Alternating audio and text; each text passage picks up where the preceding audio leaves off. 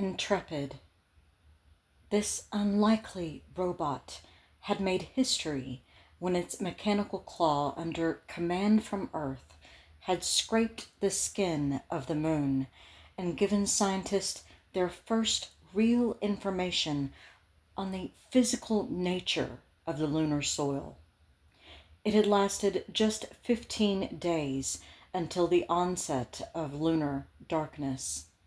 It was a relic now, but it was about to make one more contribution to space exploration. There was some concern, both on the moon and in mission control, that Surveyor 3 might welcome its first visitors by sliding down the crater wall on top of them. For that reason, Conrad and Bean had decided to approach from the side. Following the contour of the sloping wall, this was a relatively old crater, and the geologist had warned them to expect a soft, thick dust blanket here. But the men were relieved to find firm ground that gave good footing.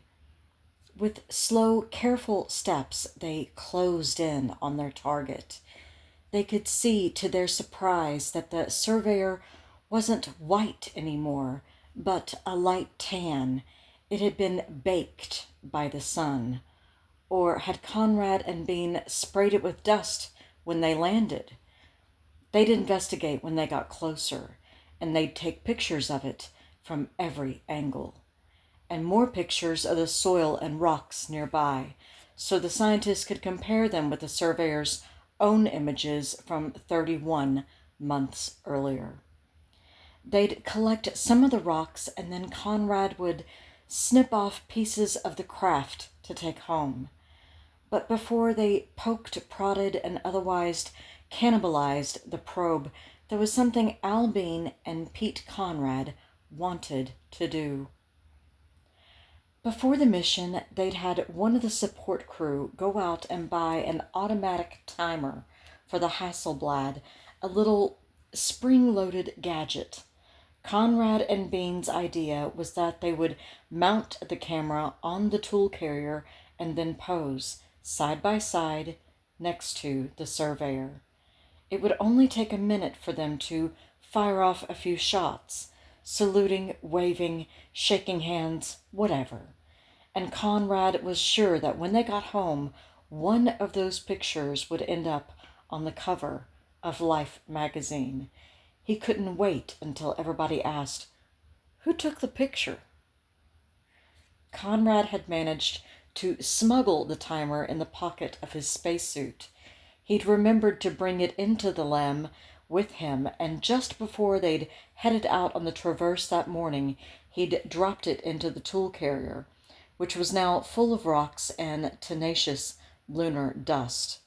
Bean rummaged in the bag for a moment, looking for a glint of chrome, but saw only grime. The only solution was to take out all of the rocks out of the tool carrier. They couldn't talk about it. The whole world would know what they were up to. So they made hand signals. While Conrad held the tool carrier, Bean rummaged around amongst the samples, each in their little Teflon baggies. He wondered if he should just put the tool carrier down, get on his knees, and lay the rocks out onto the ground. But he worried he'd never get them all back in the bag if he did. After a couple of minutes, Bean realized the timer was buried inside of the bag, lost in the dust. He said quietly, "Forget it." "Okay, Houston," said Conrad. "I'm jiggling it. The surveyor is firmly planted here. That's no problem." Having assured mission control, Conrad wielded a pair of cutting shears. The engineers wanted some samples of the metal tubing to see how it had been affected by 31 months on the moon's surface. But what Conrad wanted most of all was the surveyor's TV camera. With all its circuitry and moving parts, it was the real prize. Conrad wrestled with the shears as he tried to cut through the camera's support struts. Okay, 2 more tubes on that TV camera, and that baby's ours. Another cut. There's one, Conrad said. Now Bean gripped the camera with his gloves, and at last, it's ours, Conrad cackled. That TV camera was his trophy fish. Back at Intrepid, Conrad was emptying the tool carrier into the rock box when suddenly out fell the Hasselblad timer. He called to Bean, I've got something for you. Just what we need, Bean said.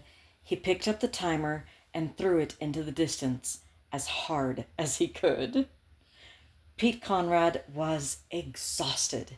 He sat on the floor of Intrepid's tiny cabin, leaning against the wall in his grimy spacesuit.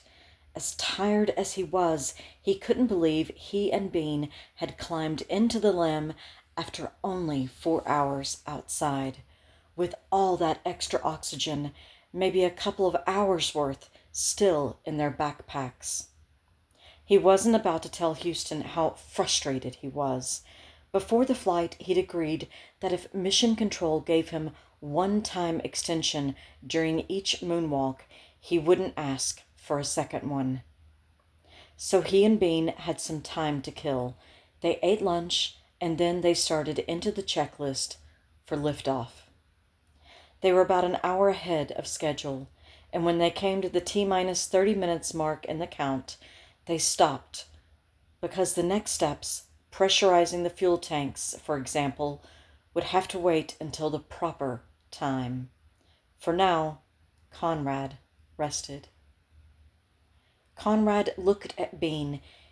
He seemed nervous.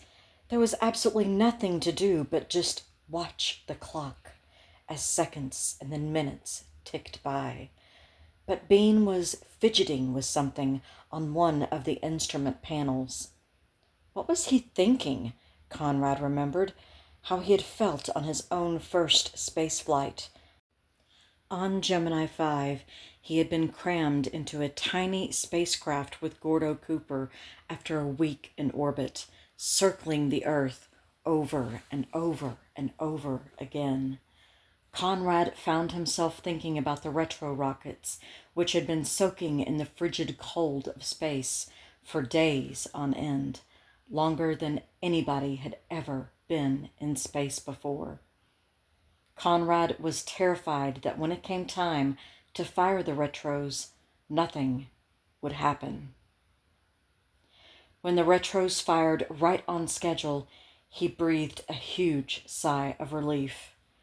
Now, on the moon, he was sure Bean was going through the same drill about the ascent engine. For his own part, Conrad had no such worries this time around. He had already been through 3 launches in his career. This was just another one in a different place. In any case, if Conrad had any lingering doubts, he put them aside when he saw his lunar module pilot.